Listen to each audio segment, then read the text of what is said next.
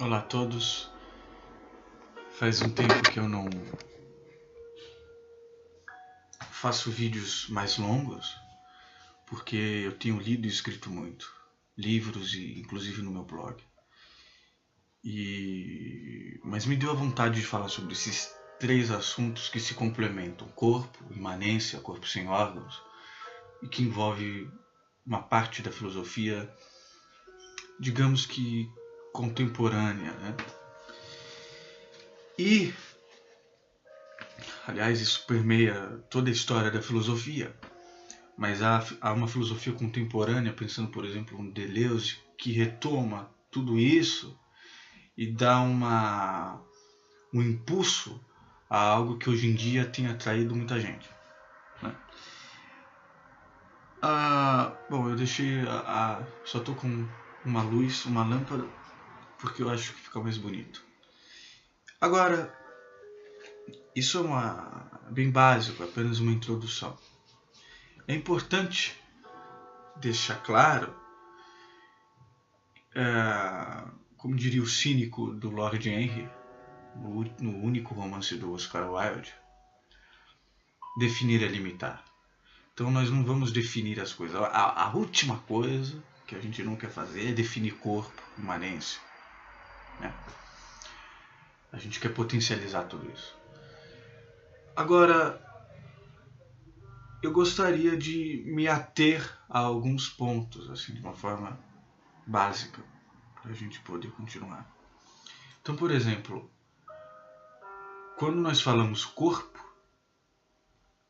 é muito importante, eu quero me ater a dois polos, a dois sentidos básicos de corpo. O corpo físico e um corpo maior, que é todo o enigma que envolve um corpo. Quer dizer, isso não tem nada de muito abstrato. Por exemplo, vou dar um exemplo para a gente começar a sentir um pouco como existe este jogo entre esses dois corpos. Muitas vezes nós estamos em lugares pequenos, entre quatro paredes, ou em lugares assim muito pequenos, e no entanto nós nos sentimos extrapolando este espaço limitado. Nós extrapolamos. Não através simplesmente do pensamento, é uma sensação física, imanente, fisiológica. E às vezes é o contrário, não é verdade? Muitas vezes nós estamos em espaços muito grandes e nós nos sentimos completamente enclausurados. Ora, estes exemplos, como vários outros, mostram que há uma dinâmica, às vezes uma discrepância, mas há uma interconexão entre o corpo físico mesmo, o corpo material, e algo que o envolve, a sua sombra. Agora, em relação... Então nós vamos nos ater nessas duas coisas. Inclusive para depois falar no corpo sem órgãos, porque existem muitos corpos. Existe o corpo do déspota, o corpo do tirano, existe um corpo fascista, existe um corpo do masoquista, existe o corpo... vários corpos na dança, vários corpos nas religiões. O corpo cristão, que Nietzsche, por exemplo, ataca muito, é completamente diferente do corpo, sei lá, da umbandista, né, dos orixás, de toda a tradição religiosa, espiritual da África. Existe um corpo budista, existe um corpo nihilista, existe o corpo apático, da depressão, enfim, são muitos corpos. Todos estes corpos, volto a dizer, eles permeiam estes dois polos que eu disse, o corpo físico e um corpo maior. Se quiser chamar de corpo psíquico também, mas enfim. Agora, um resumo interessante, uma boa obra para ver essa variedade de corpos é o Anti-Édipo e o Mil Platôs, do Deleuze e do Guattari. Ali eles colocam vários corpos, sempre numa condição sócio-histórica. Importante que se diga isso. Agora, é importante recapitular, como muitos de vocês devem saber, que o modo como a nossa sociedade e cultura ocidental vê o corpo, encarou o corpo durante toda a sua história, é um modo muito difícil, establishment, né? Status do corpo, o mainstream do corpo, o que é geralmente aceito do corpo. Por exemplo, a primeira civilização que a gente pode pensar a este respeito, que montou toda uma cultura que ainda tem resquícios hoje, é a sociedade helena. Ora, na sociedade helena, o corpo ele era muito considerado, né? Existia toda a ideia dos gregos de que o corpo, intelecto, mente, espírito, corpo são, mente são. Isso os romanos também pegam, está nos romanos e tal, nos pagãos em geral. Mas é preciso lembrar que a sociedade helena, o estigma, o paradigma da sociedade helena, ele era dividido em classes também e castas. Então, o mais aceito, inclusive por filósofos como Sócrates, Platão, era de que alguém precisava fazer o trabalho sujo, entre aspas, o trabalho manual, o trabalho físico, que eram os escravos, as mulheres, etc., para que os intelectuais, os filósofos, até os artistas, os poetas pudessem pensar e fazer sua obra. Quer dizer, isso forma, de certa maneira, tudo que a gente conhece a respeito da aristocracia. Ora, neste aspecto, o corpo está condicionado ao trabalho, propriamente dito. E o trabalho ele é visto como algo menor. O trabalho manual, o trabalho físico é visto como algo menor sobre todas as capacidades intelectuais. As academias brasileiras têm muito disso. Toda a universidade brasileira. Embora hoje em dia haja uma produção muito grande em diversos cursos de humanas e tal, a respeito do corpo, a respeito da importância do corpo. Ora, isso na sociedade helena.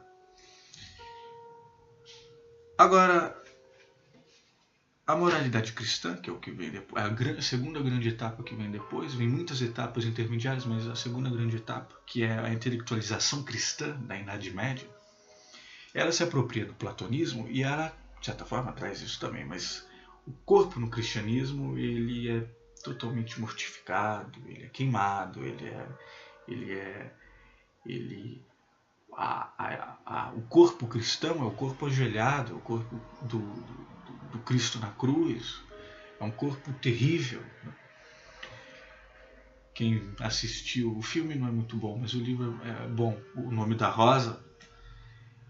Quem sabe sobre Tomás de Aquino, quem lê Nietzsche, sabe disso tudo. Nietzsche ataca o tempo todo isso, né? No Crepúsculo dos Ídolos, o Nietzsche diz com todas as letras: o cristianismo é a maior desgraça da humanidade. O cristianismo foi a maior desgraça da humanidade por ter desprezado o corpo. Para Nietzsche, tudo que havia ali de corpo pagão é desprezado com a moralidade cristã. Quer dizer, na moralidade cristã, o diabo é o príncipe da matéria. Tudo que é de potência física, tudo que é de charme, tudo que é por exemplo, o corpo pagão é perseguido na Europa. O corpo pleno do índio, nu e pleno, é perseguido nas Américas, em todas as Américas. O corpo dos negros é perseguido, como disse, dos orixás. Hoje em dia isso continua em tudo isso. O corpo do trans é perseguido, o corpo do homossexual é perseguido. O corpo do feminino e o corpo da mulher, que são duas coisas, de certa forma, distintas, é perseguido pelo cristianismo. E hoje em dia pelas igrejas neopentecostais de uma forma assim fundamentalista. Isso está muito claro. Então, a história do corpo é fascinante de ser estudada pela etnologia, pela antropofagia, pela antropofagia também e pela filosofia. Não à toa é o Spinoza que diz o que pode um corpo. É um grito filosófico. O que pode um corpo? E Nietzsche, inclusive com suas grandes andanças pela Itália ensolarada, reivindica uma filosofia que fala da sensualidade do corpo. O contra estas formas transcendentais, aí que a gente entra na imanência, que nos tiram do corpo, que saem da terra e dos homens. Bom, é importante caracterizar essa história do corpo, é importante nós pegarmos um resumo disso. Muito bem, este é o corpo, esses dois polos que eu vou trazer daqui a pouco, e essa história do corpo social, essa história social do corpo, religiosa do corpo. E como eu disse antes da transcendência, aí nós entramos também na imanência. A imanência é um conceito filosófico. Agora, o fato de ser um conceito filosófico não faz dela algo condenado simplesmente em livros de filosofia. Não faz dela algo abstrato e puramente teórico. Não faz dela algo simplesmente inventado. Como todo conceito filosófico, a imanência é uma necessidade dos filósofos e dos homens. Como todo conceito filosófico, a imanência ela pode ser experimentada no nosso cotidiano, muitas vezes, de uma forma concreta, de uma forma factual. Como todo conceito filosófico, ela é viva, permeia nossa vida, nos atravessa. Importante isso porque às vezes falar conceito filosófico e filosofia atrai muitos estigmas e preconceitos. Bom, é importante dizer que qualquer imagem realmente significativa do corpo, já que nós somos seres que lidamos muito com o imagético, você vê, nós temos grande dificuldade de aceitar um Deus que seja simplesmente panteísta, um Deus que seja informe, um Deus que simplesmente nos permeie, ou seja, o conjunto de tudo. Nós temos que ficar idolatrando imagens de um velhinho, ou de um cheio de barba, sentado num trono e tal. E todas as mitologias fantásticas, mitologia egípcia, mitologia greco-romana, sempre há muita imagem, né? Palavra e imagem. Então, eu pretendo fazer uns desenhos, porque eu quero trazer realmente de uma forma significativa o corpo como um conceito filosófico e como uma observação mesmo. Então veja bem, a imagem mais exata de um corpo provavelmente não, com toda certeza, é sempre fractal. Sempre vai ser fractal. Então eu posso desenhar, por exemplo, círculos, triângulos que contenham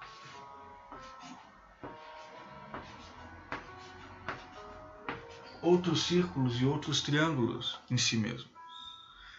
Porque se você fechar os olhos e tentar sentir o seu corpo, a sensação que traz é justamente a sensação de encaixes, de conexões e encaixes. Conexões e encaixes entre o quê? Entre quais coisas? Entre muitas coisas. Entre os próprios membros do corpo, por exemplo. O corpo é fractal. Muito bem. Ora,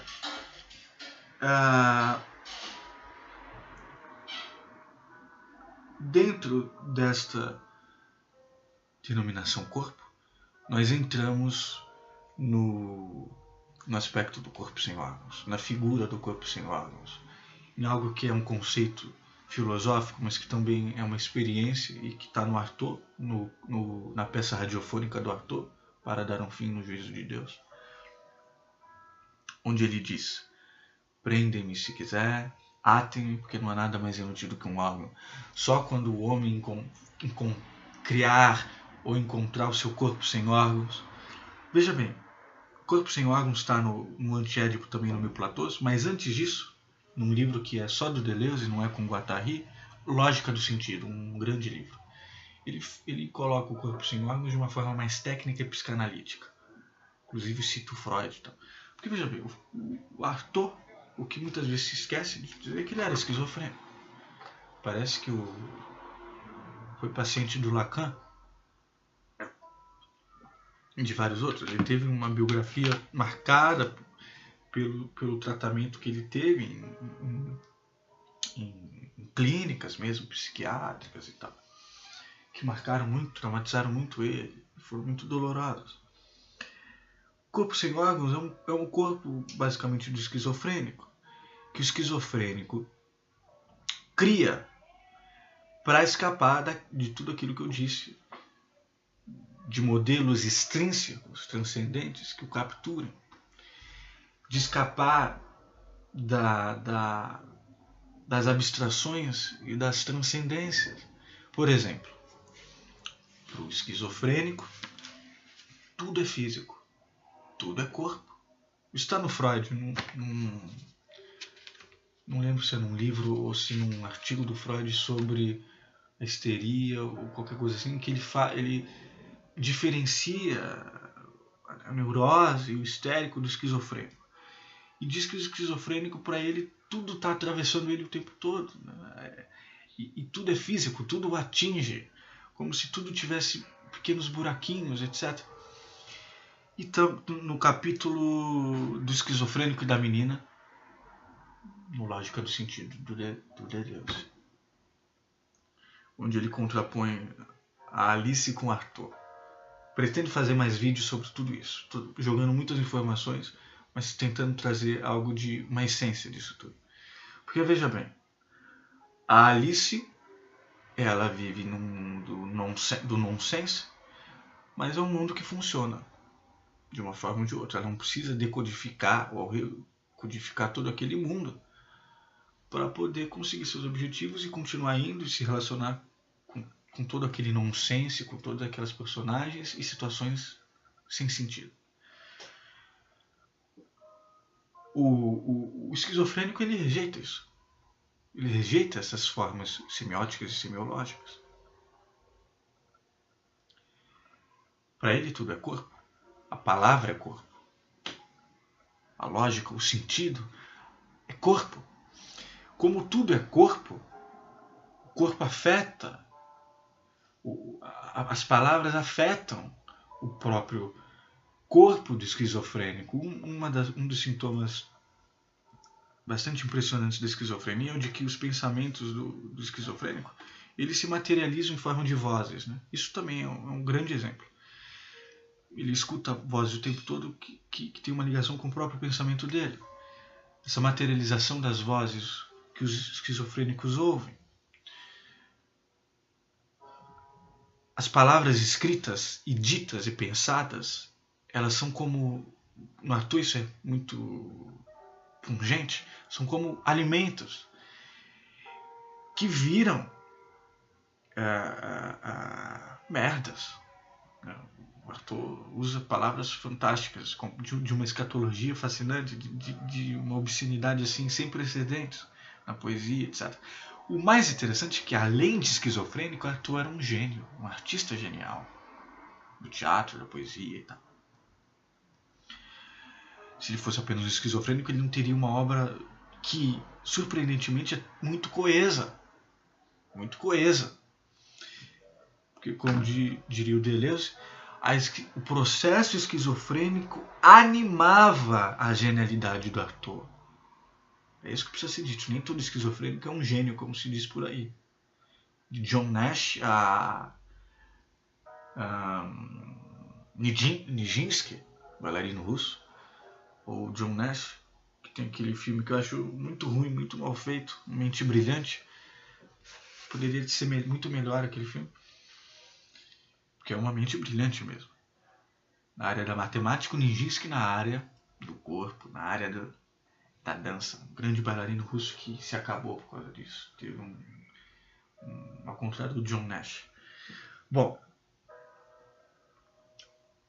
o esquizofrênico. Por que nos importa o esquizofrênico? A gente não precisa ser esquizofrênico. Por que falar do esquizofrênico? Porque ele cria este corpo sem órgãos, onde no ator isso é visível, há gritos, há outros sons, outras formas de se escrever, não necessariamente fluxo de consciência, mas há um novo processo, um novo sistema para escapar dessa tirania física de tudo.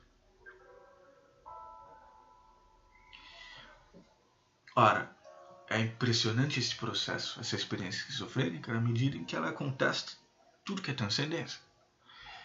Quando eu digo transcendência, é importante vocês anotarem platonismo, mundo das ideias, uma ideia de futuro melhor, perfeito, idealizações, morais, regras, normas, convenções, quer dizer, tudo um sistema transcendental que nos separa do que podemos no agora, nos tira do que podemos no agora, nos projeta e nos faz reféns capturados por modelos extrínsecos. É a moral, é tudo isso.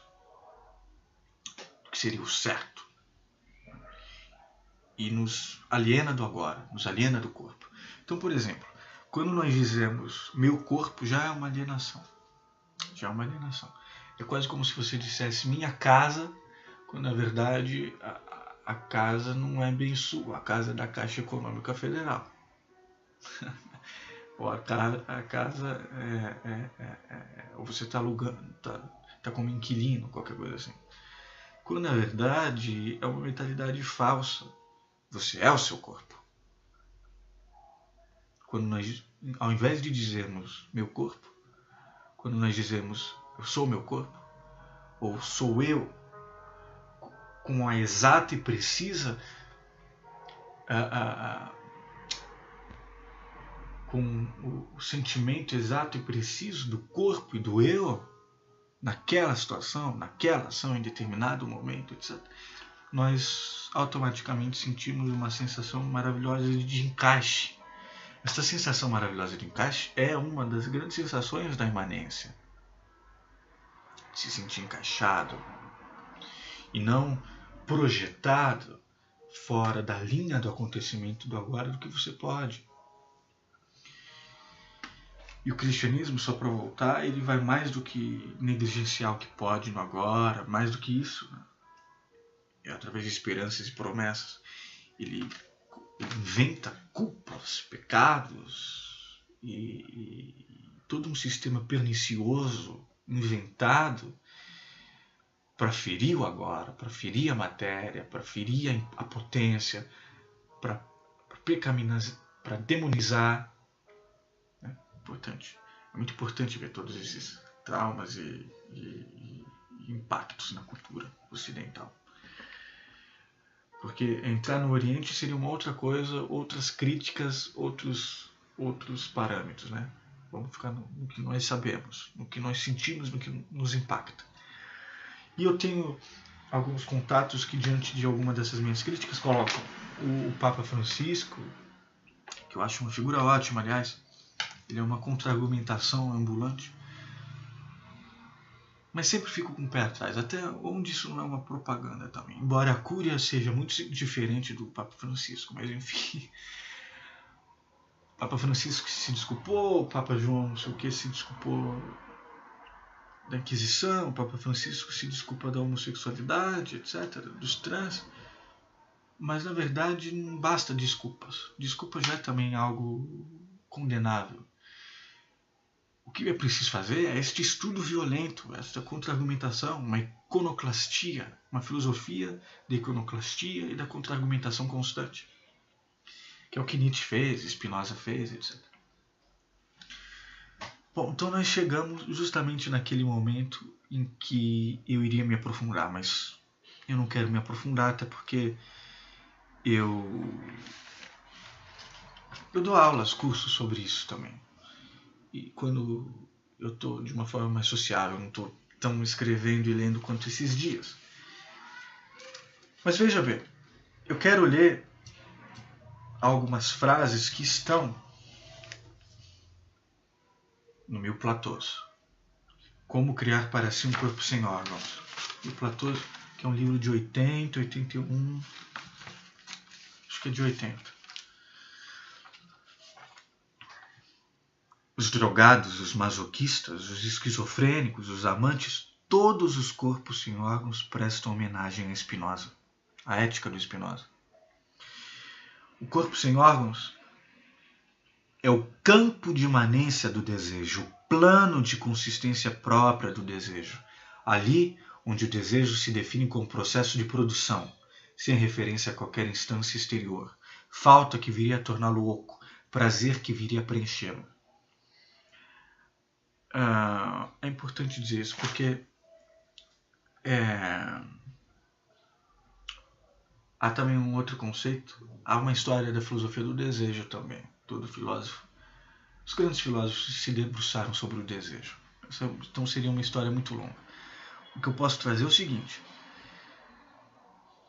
no nosso cotidiano, no senso comum e na história da filosofia do desejo, o desejo é sempre posto como uma falta. Isso está no Freud, inclusive. Deleuze e Guattari vão bater muito na psicanálise freudiana tradicional por causa disso.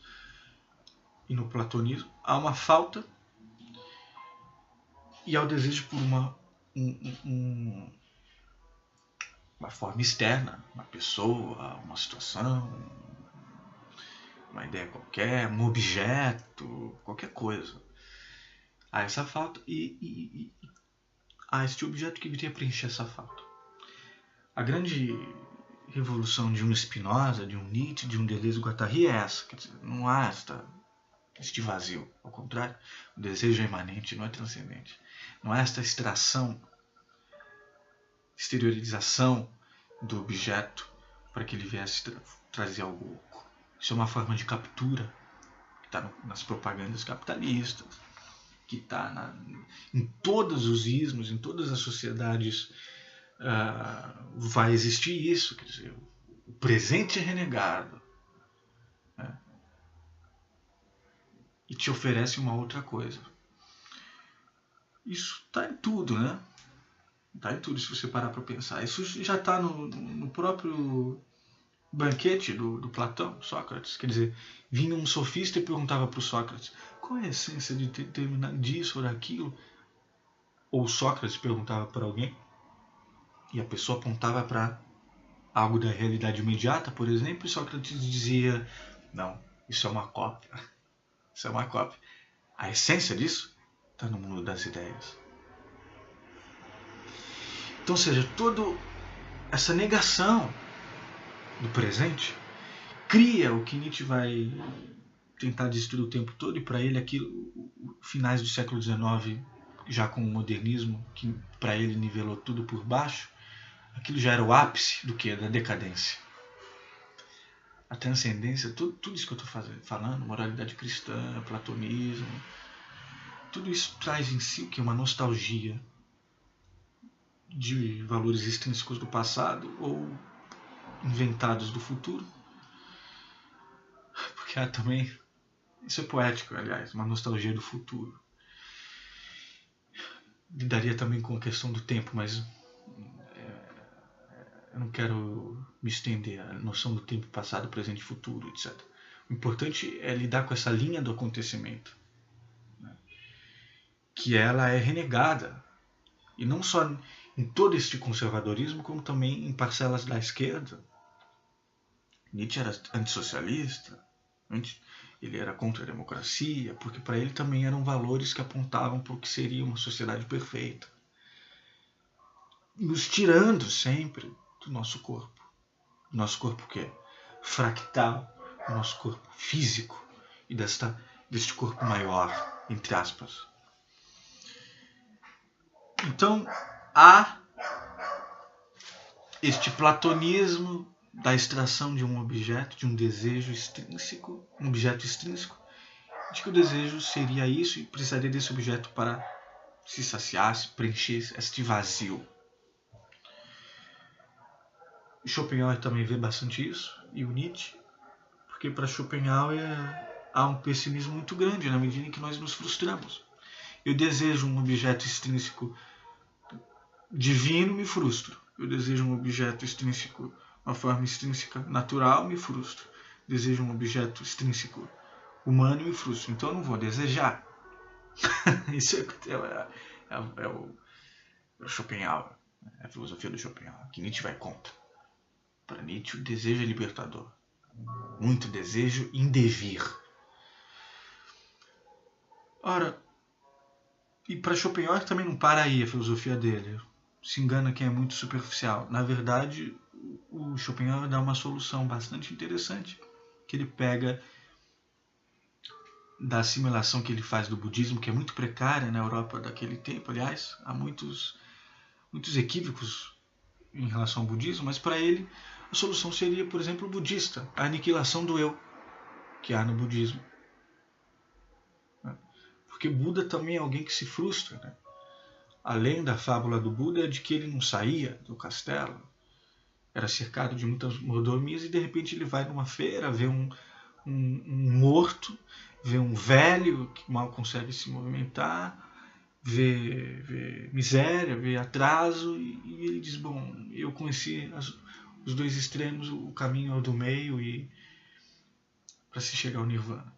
Enfim, Nirvana também seria uma transcendência, mas o budismo tem muitas vertentes, assim como o cristianismo. O cristianismo, por exemplo, tem os franciscanos e tal, mas o que eu estou sempre criticando e atacando é a moralidade cristã,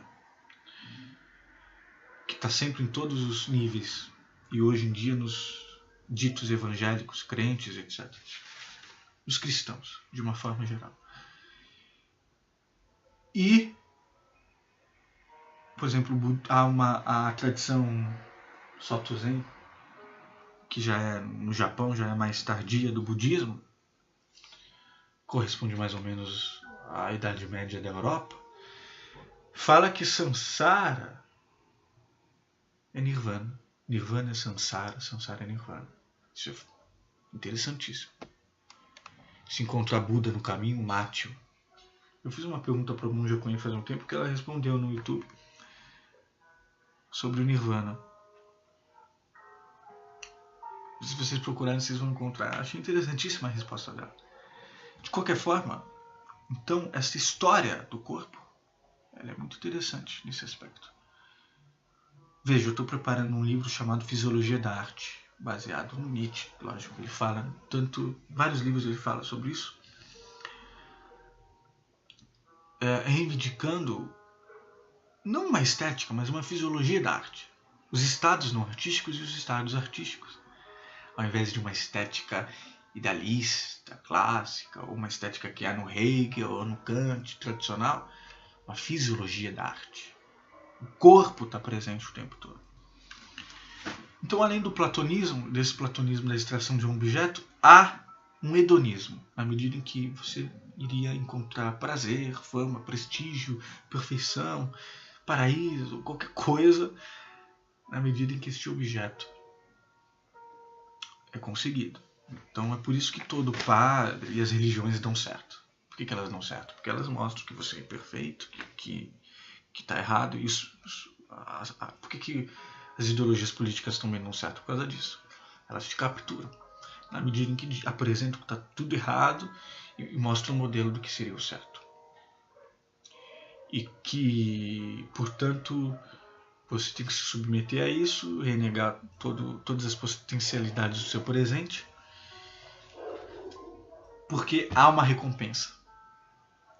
Se você quer dar certo na vida, você precisa mostrar a recompensa das coisas. Todo fascismo, neonazismo mostra isso também. Ora, é muito diferente, por exemplo, de você apostar numa imanência intrínseca, não extrínseca, na política ou mesmo numa forma espiritual intrínseca, em que você aposta na experiência e no processo em si. Isso também há na esquerda, por exemplo, nos devires revolucionários, em várias ideologias, em muitas experiências espirituais. Também há isso. Mas este modelão platônico, hedônico, ele é dominante. E é contra isso que a gente vai encontrando caminhos. Então, por exemplo, voltando à minha leitura do Como Criar para Si um Corpo Sem Órgãos, Cada vez que o desejo é traído, amaldiçoado, arrancado de seu campo de imanência, é porque há um padre por ali. Padre não só no sentido cristão. Por exemplo, para o Deleuze e Guattari, a figura moderna do padre é o psicanalista, que também atua, assim como padres, tiranos e juízes, como diria o Spinoza, atua em rebaixamentos, em paixões tristes, em má consciências, má sentimentos. Tem um vídeo sobre isso, sobre 3 graus de potência, em Spinoza, Nietzsche, Deleuze, que está aqui no canal. Então, padre como algo amplo e também específico. Cada vez que o desejo é traído, amaldiçoado, arrancado de seu campo de imanência, é porque é um padre por ali. O padre lançou a tríplice maldição sobre o desejo. A da lei negativa, a da regra extrínseca, a do ideal transcendente. Quer dizer, pecado original, rebaixamento, moral, norma. O pecado original foi o Spinoza e o Nietzsche criaram, antes dos etnólogos, uma linha conceitual a respeito do padre. Né? O padre judeu é aquele que fala ao povo judeu que eles têm uma dívida com Deus. É aí que começa. E o padre cristão, e judaico-cristão, é mais pernicioso ainda porque ele fala em pecado original. Virando-se para o norte, o padre diz: desejo é falta. Como não seria ele carente daquilo que deseja?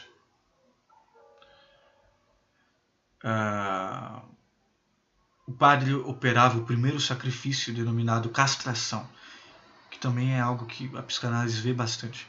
Todos os homens e mulheres do norte vinham enfileirar-se atrás dele, gritando em cadência: falta, falta, é a lei comum. Depois, voltado para o sul, o padre relacionou o desejo ao prazer. Porque existem padres hedonistas, inclusive orgásticos. O desejo aliviar-se-á no prazer, e não somente o prazer obtido para calar um momento o desejo. Mas obtê-lo já é uma maneira de interrompê-lo, de descarregá-lo no próprio instante e de descarregar-se nele. O prazer descarga. O padre opera o segundo sacrifício denominado masturbação. Porque veja bem, a partir do momento que você tem um desejo supostamente que é uma falta e consegue aquilo que te vendem, isso está em tudo, o tempo todo nós somos violentados com isso, na nossa sociedade consumista. À medida que você consegue aquilo, você matou o desejo. A masturbação é um caso clássico, na medida em que você tem um desejo e você se masturba para poder matar esse desejo e pronto. Eu já vou voltar sobre isso. Isso tem muito a ver com o corpo, né? Tudo isso. Depois, voltado para o leste, ele grita: o gozo é impossível, mas o impossível gozo está inscrito no desejo. Porque assim é o ideal, em sua própria impossibilidade, falta de gozo que é a vida. O padre operava o terceiro sacrifício, fantasma ou 1001 noites, 120 dias, enquanto os homens do leste cantavam: sim, nós seremos vosso fantasma, vosso ideal e vossa impossibilidade, os vossos e os nossos também. O padre não se havia voltado para o oeste, porque sabia que essa direção estava preenchida por um plano de consistência, mas acreditava que ela estava bloqueada pelas colunas de Hércules, sem saída, não habitada pelos homens. No entanto, era ali que o desejo estava escondido. O oeste era o mais curto caminho que levava ao leste, e as outras direções redescobertas ou desterritorializadas. Depois ele fala que a figura mais recente do padre é o psicanalista através de 3 princípios: o prazer, a morte e a realidade.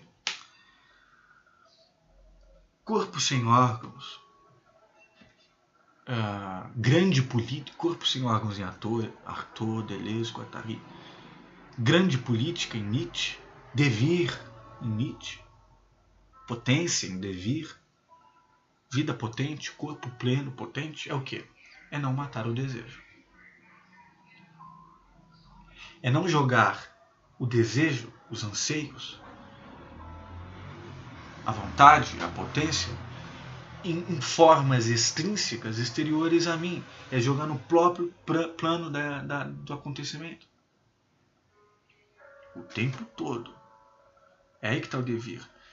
E isso lembra também o clássico Heráclito, que o Borges gostava, o Nietzsche gostava. Do rio, né? Ninguém se banhou 2 vezes no mesmo rio. Ou seja, você esgarça o tempo, alarga o tempo, alarga as possibilidades do corpo, na medida em que você não joga mais o sentido da existência e da vida fora, em modelos extrínsecos, mas na sua própria vida, no seu próprio corpo, no próprio plano do acontecimento. Você deixa de ser nostálgico, você deixa de ser depressivo, apático, você deixa de ser cristão, você deixa de ser moralista, conservador, você deixa de ser fundamentalista, maniqueísta. Você passa a ter uma potência fascinante, um impulso em que o grande barato não é necessariamente conseguir ter a recompensa. Você está livre, você cria uma liberdade fantástica em que você não está mais preso nesses modelos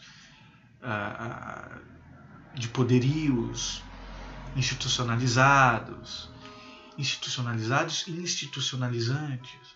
Você entra num devir, num fluxo em que a superação, você supera em relação a si mesmo, a quem você era antes. A cada ato, sagrar cada ato, investindo-se contra a banalização capitalista e consumista do nosso tempo, que é tudo descartável. Aí a gente entra no Bauman, que eu não quero, porque também, enfim, em que o tempo ele é banal, em que a espessura do tempo é mera sucessão de coisas, e você alarga isso, você esgarça, alarga, cria uma espessura. Tudo isso te traz prazer, tá? Mas não em forma de recompensa que mata o desejo. Ao contrário, essa é a grande diferença. Porque também há muitos hedonismos. Mas a grande diferença é essa. Você não está capturado. Você não foi bitolado. Você não está bitolado. E você cria uma potência em devir, em fluxo, em contínuo, etc. Numa linha que eu chamaria uma linha de vida, uma linha de potência. É interessante porque isso é um exercício, uma prática fascinante para o próprio corpo. Que quem é dançarino, bailarino, atleta, esportista sente muito. Sente muito. Toda a fisiologia e a questão hormonal dos hormônios e testosterona e como é que é o nome daquilo que endorfina e suor, etc. E todos os exercícios atléticos e dos esportes mostram muito bem tudo isso que eu estou mostrando. Mas que não se reduz a isto. Que é encontrado na própria vida. Este fluxo. Também eu poderia falar sobre o conceito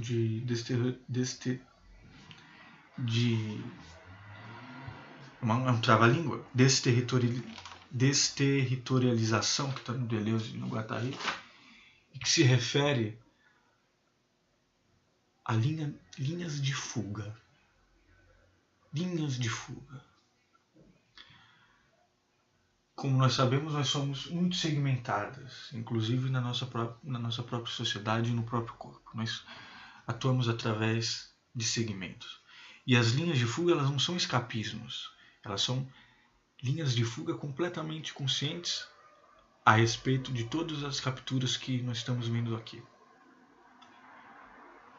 Para terminar, então, já que eu paro aqui, eu faço uma pausa aqui, talvez eu continue em outro vídeo, ou se eu der uma aula presencial em São Paulo, Santos, eu anuncio em qualquer outro canto geográfico, cartográfico. Além deste devir, deste fluxo, deste corpo que se supera a todo momento em relação a si mesmo, é interessante terminar com o seguinte, com Jung. Porque veja bem,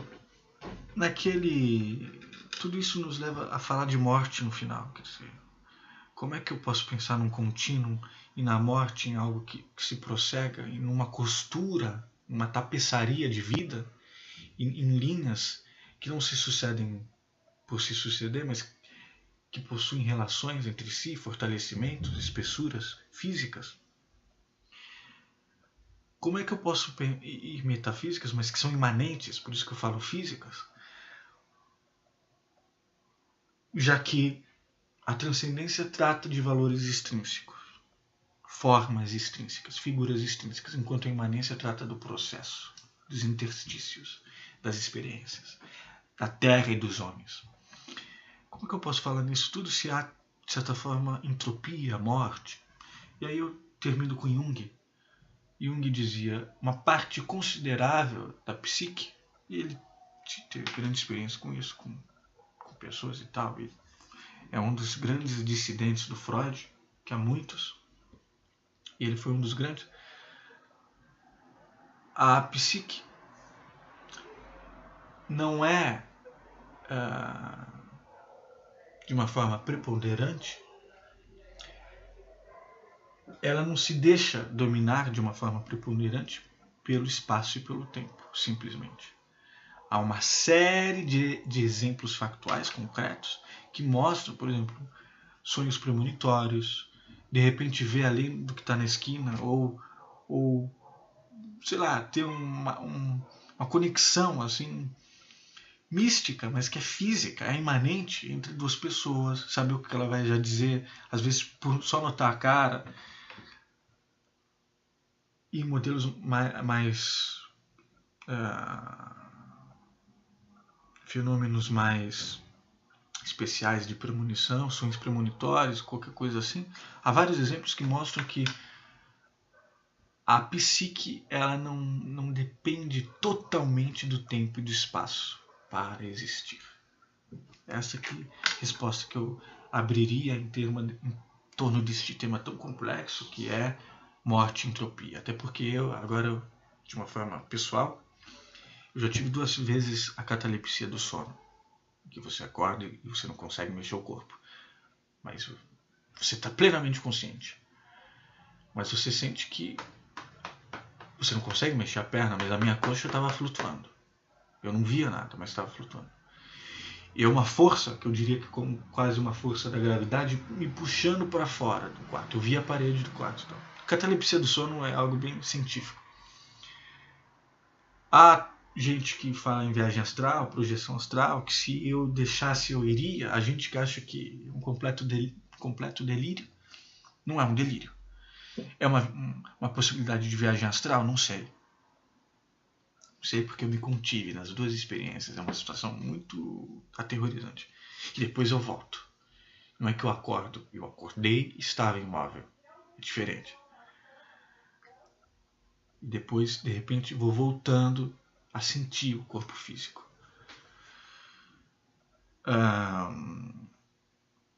Então, como sempre, eu fico com um pé na frente e outro atrás. É natural em mim. A tese e a antítese. Não quero afirmar ser absolutista em absoluto. Até porque isso dá margem a pensamentos assim muito estreitos. O que eu posso afirmar é isso. A catalepsia do sono me permitiu uma experiência fascinante. Agora, sempre que eu falo aqui nesses 2 polos do corpo, o físico, um corpo maior, esse corpo maior não é necessariamente alma e espírito. É uma sensação. Como eu dei o exemplo dos espaços. É uma sensação. Pode ser também o próprio corpo psíquico. Né? Eu fico por aqui por enquanto.